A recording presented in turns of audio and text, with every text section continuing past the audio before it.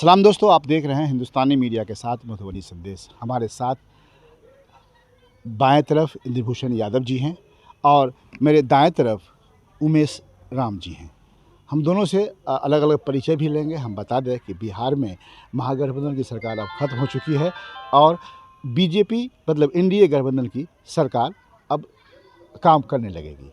जानना ये है कि महागठबंधन की सरकार टूटने के बाद जहां अब तेजस्वी यादव विपक्ष में बैठेंगे, वहीं ये जानना है कि नीतीश कुमार के बारे में इन लोगों की क्या राय है। स्वागत है आपका।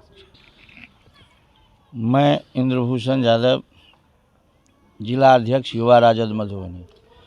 और आज जो हमारे आदरणीय मुख्यमंत्री नीतीश कुमार का जो फिर करवट बदला गया है, यह बिहार की जनता कभी उसको माफ़ नहीं करेगी। कितना अच्छा आज इस राज्य में गरीब गुरबाओं को, दलित को, पिछड़ों को, सभी को रोज़गार देने का काम तेजस्वी यादव ने जो वादा किया था वो कर रहे थे। क्या ऐसा हो गया कि अभी इनको पलटने की ज़रूरत हो गई? ऐसा करने से बिहार की जनता में जो रोष है, वो रोष आने वाला 2024 और 2025 में उनको दिखाई देगा। मैं एक चीज़ पूछूं आपसे, आपने कहा है कुर्सी पलट लिया नीतीश कुमार, क्या ज़रूरत थी लालू यादव, आदरणीय लालू यादव जो पूर्व मुख्यमंत्री हैं, तेजस्वी जी के पापा हैं, अभी तेजस्वी जी को मुख्यमंत्री बनना ज़रूरी था क्या 2 साल इंतजार नहीं करते? ये तो सिर्फ एक समाजवादी विचारधारा को एक जगह करने के लिए लालू यादव ने ऐसा उनको एक बार मौका दिए, लेकिन ये बार बार इतना पलटू राम हो जाएंगे, ये मौका ये नहीं जानकारी मिली है कि दबाव दिया जा रहा था लालू जी के द्वारा। और ये सब बात जो ये बेबुनियाद ये इस पर कोई आरोप लगाया जा रहा है। आरजेडी के आदमी है इसीलिए बेबुनियाद हो गया। नहीं, सही कह रहे हैं आप ही। बताइए ना कि क्या उनके द्वारा जो वो कहे, देश में यह पहली बार हुई है कि एक ब्यूरोक्रेट के चलते सरकार के मिनिस्टर को बदल दिया गया है। नीतीश कुमार ने ऐसा कहा, समझौता हो गई। नीतीश कुमार को आज तक मुख्यमंत्री बनने के लिए अगर ऐसा होता तो उन्होंने अपना समर्थन वापस कर लिया होता, लेकिन अपना समर्थन वापस नहीं करके नीतीश कुमार जी के, माननीय मुख्यमंत्री जी के पल्ले में गेंद दे दिए गए। और फिर भी नीतीश कुमार से ये आशा करता था कि ये गरीब गुरबाओं के हमदर्द है, गरीब गुरबाओं के साथ रहेंगे, लेकिन ऐसा इनको गद्दार के श्रेणी में, अगर बिहार के इतिहास में अगर इनका नाम लिया जाएगा तो गद्दार के श्रेणी में इसका नाम लिया जाएगा। नीतीश कुमार क्यों ऐसा करते हैं कि बार बार वो पलट जाते हैं? ये इनके चारों तरफ सवर्णों से घिरे हुए लोग हैं। ये सिर्फ संजय झा जो अपना राजनीति सेक रहा है, अपना गोटी सेक रहा है, और संजय झा ये सारा एपिसोड के संजय झा जो है सो इस करके और दोनों को जो है सो मतभेद करवा दिए हैं, और संजय झा इसमें बहुत अहम रोल किया है। संजय झा आ रहे हैं, चुनाव लड़ेंगे मिथिलांचल से, उसको भी यहाँ का बिहार का जनता और मिथिलांचल की जनता उनको पता कर देंगे कि आप जो किए हैं उसका क्या सजा। आपको लग रहा है आप जब मुझे समझ में नहीं आ रही है कि आप संजय झा जी के बारे में बोल रहे हैं। संजय झा जी खुद मंत्री थे अभी वो, और जहाँ तक उनके बारे में, जिस मुख्यमंत्री के पास एक से एक IAS IPS सलाहकार हो, सचिव हो, तो वो संजय झा की बातों पर क्यों इतना बड़ा फैसला लेंगे? देखिए, एक बात आप जान लीजिए, ये जो एपिसोड है उस एपिसोड से संजय झा बीजेपी से जदयू में आए थे। अच्छा।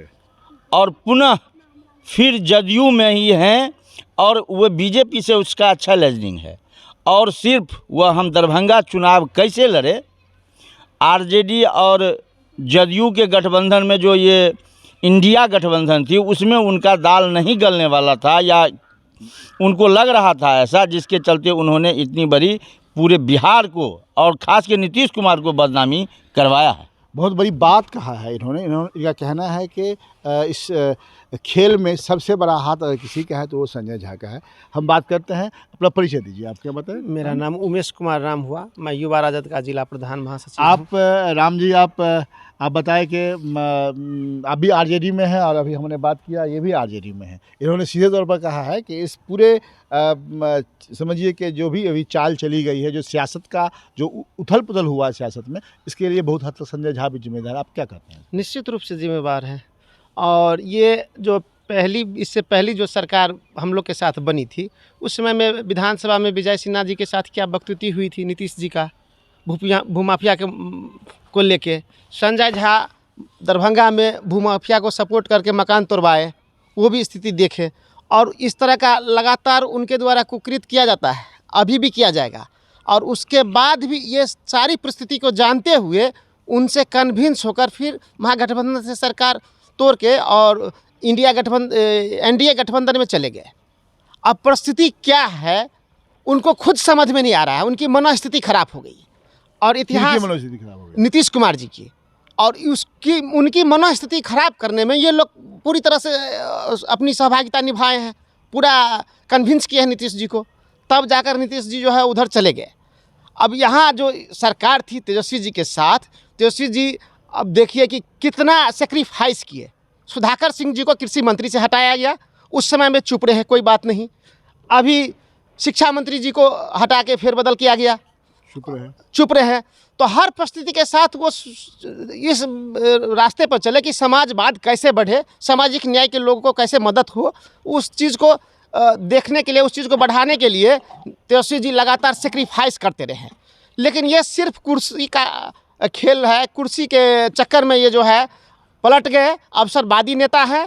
और इतिहास उनके बारे में ये भी जानना है, ये भी जानता है कि ये एक नंबर के लुच्चे टाइप लोग हैं।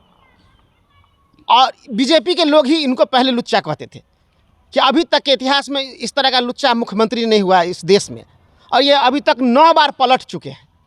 तो ये तो एक गलत दिशा में ले जा रहा है राजनीति को। राजनीति का पहले एक आप मुख्यमंत्री को लुच्चा कह रहे हैं, कुछ सोच भी रहे हैं आप? जो स्थिति है, बीजेपी के लोग मंत्री, सिटिंग मंत्री कहा है उनको, इस तरह की बात, वो तो सर्वशाश्वत है जो उस तरह के लोग हैं। वो क्या लग रहा है कि अगर वो एनडीए में चले, बीजेपी एनडीए गठबंधन अगर बन जाती है, बीजेपी की सरकार में फिर मुख्यमंत्री हैं, क्या लग रहा है कि जो काम कुछ महीनों में तेजस्वी यादव उप मुख्यमंत्री से हो गया, क्या वह दौर फिर आएगा?